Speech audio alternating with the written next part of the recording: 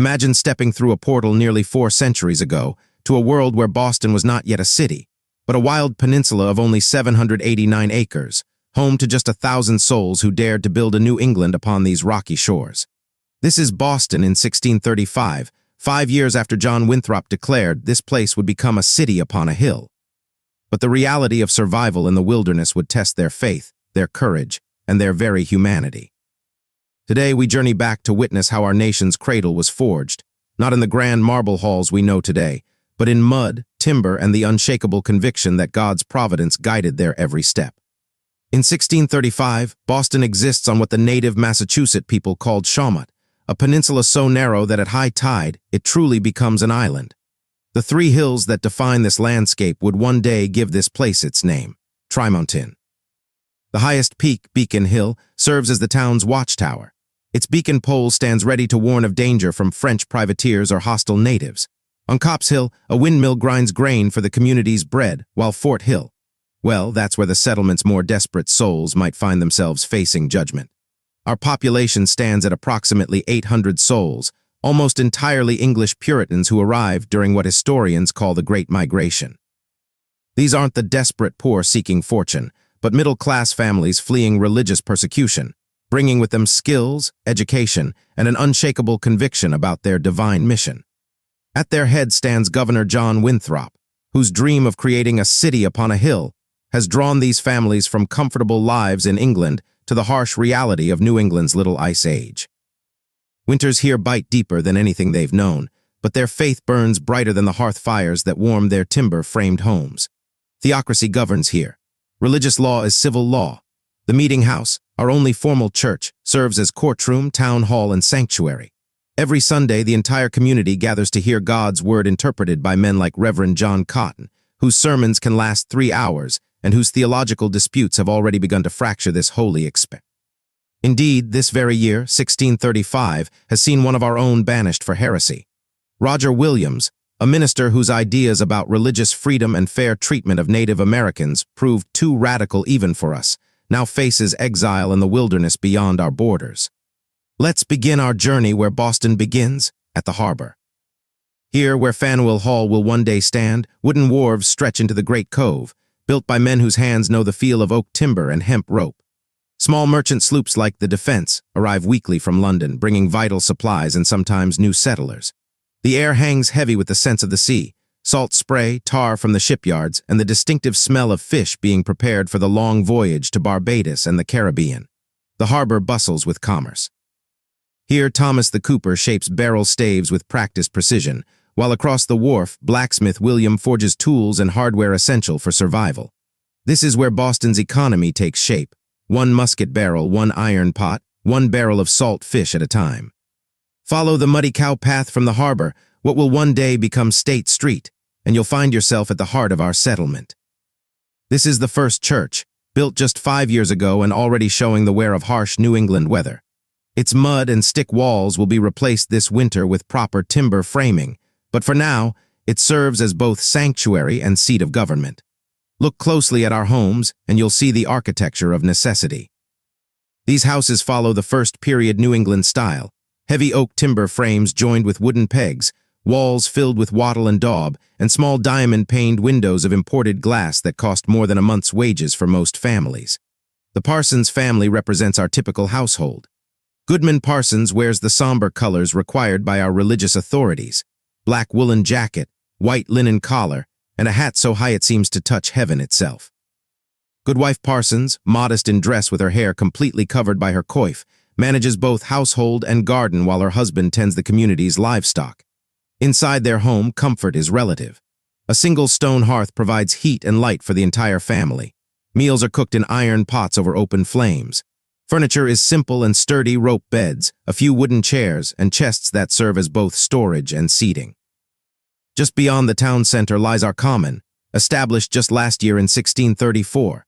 This 50-acre pasture serves multiple purposes vital to our survival. Here, our militia trains with matchlock muskets, preparing for threats that may never come but must always be ready to meet.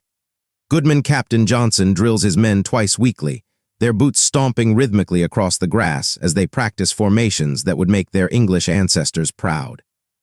But the common serves a more peaceful purpose as well, our cow pasture. 70 head of cattle graze here daily, tended by boys too young for heavy labor but old enough to learn responsibility.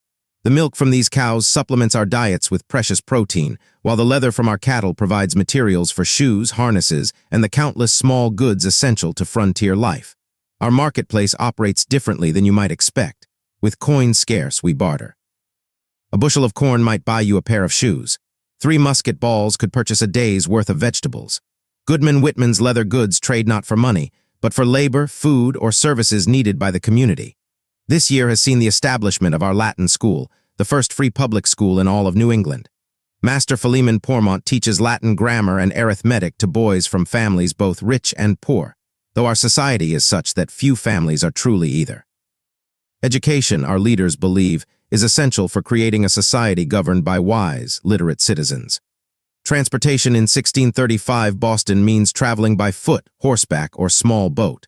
The single main road, our High Street, runs from the harbor past the meeting house to the common, and beyond that becomes a barely defined path leading to what few neighbors we have. To reach our nearest neighbors in Charlestown, one must cross the narrow Boston Neck at low tide, then take a small wherry across the harbor. This journey, which today takes 20 minutes by car, in 1635 requires careful planning around tides and weather. The seasons define our lives as nothing else can. Autumn brings the frantic harvest, root vegetables buried in cellars for winter survival, meat preserved through salting and smoking, and wood cut and stacked against the coming cold. New England's Little Ice Age means winters here are longer and more severe than anything our settlers experienced in England. Inside homes like the Parsons, winter means crowding together for warmth. A single hearth fire serves as kitchen, heating system, and light source. Evenings are spent in candlelight, tallow candles if one is fortunate, rush lights made from dried plants if not. Children learn to read by this flickering light, while fathers repair tools and mothers spin wool for the family's clothing. Social hierarchy in 1635 Boston is rigidly defined, yet strangely fluid for a frontier settlement. At the top stand our magistrates and ministers, men like Governor Winthrop and Reverend Cotton, whose black robes and high-collared shirts mark them as authorities both temporal and spiritual. Below them, our goodmen and goodwives form the backbone of society, artisans, farmers, and tradespeople who own property and participate in town meetings. The Parsons family, for instance, employs young Thomas, an indentured servant whose 7-year contract will buy his passage to this new world and provide him with skills and land upon completion of his service. Yet on Sundays, at least, we are all equal before God. The meeting house fills with all ranks of society, magistrate and mechanic, master and servant, all listening to sermons that can last 3 hours and often address not just spiritual matters, but the political and social challenges facing our community. Town meetings serve as our democratic laboratory. Every male property owner has a voice in decisions affecting the community. How many cows may graze the common, whether to build new wharves, how to respond to the latest threat from hostile natives. This direct democracy, though limited to men of property, represents an experiment in self-governance that will influence generations to come. Our relationship with the native Massachusetts people, who called this place Shawmut long before we arrived, is complex and rapidly changing. The catastrophic smallpox epidemic of 1633 changed everything. This terrible disease, brought by European traders, swept through native villages like wildfire, killing an estimated 90% of the indigenous population in this region. Where Captain John Smith once counted hundreds of native inhabitants, by 1635, only scattered survivors remain. Those who survived maintain trade relationships with us. Beaver pelts, the finest in the world according to European markets, are exchanged for our metal tools, cloth, and firearms. But the psychological impact of disease and displacement creates an undercurrent of tension that every prudent settler recognizes. Walking through the abandoned villages that once thrived around our peninsula, one feels the weight of this demographic catastrophe. The native population that once managed these lands with sophisticated agricultural and fishing techniques has been reduced to scattered individuals seeking refuge among distant relatives. Our children play freely, but they play in a landscape that once belonged to others. This fact haunts some of our more thoughtful citizens, who wonder what our divine providence has truly cost those who were here before us.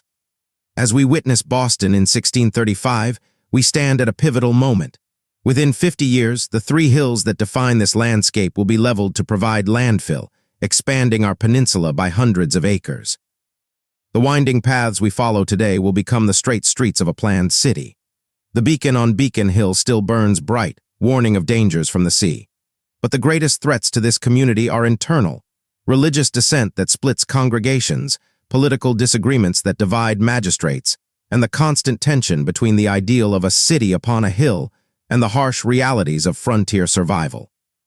Yet look at the Parsons family, parents teaching their children to read by candlelight, young minds absorbing not just the Bible but classical texts that will shape their understanding of governance and human rights. This humble home contains the seeds of American democracy. As the sun sets over Boston Harbor from this same Beacon Hill, casting long shadows across our tiny settlement, we witness not just a moment in time, but the birth of American civic life. These 800 souls in 1635 would grow to create a nation. Their children and grandchildren would throw off the rule of kings. Their ideas about democracy, education, and religious freedom would echo around the world. The beacon still burns on Beacon Hill, not just as a warning, but as a symbol of the light that these brave settlers believed they were bringing to a new world. Today, as we face our own challenges, we might remember that every great change begins with ordinary people who dare to believe that tomorrow can be different from today. This is Boston in 1635, a place where faith and courage forged the beginning of American civilization, one day at a time.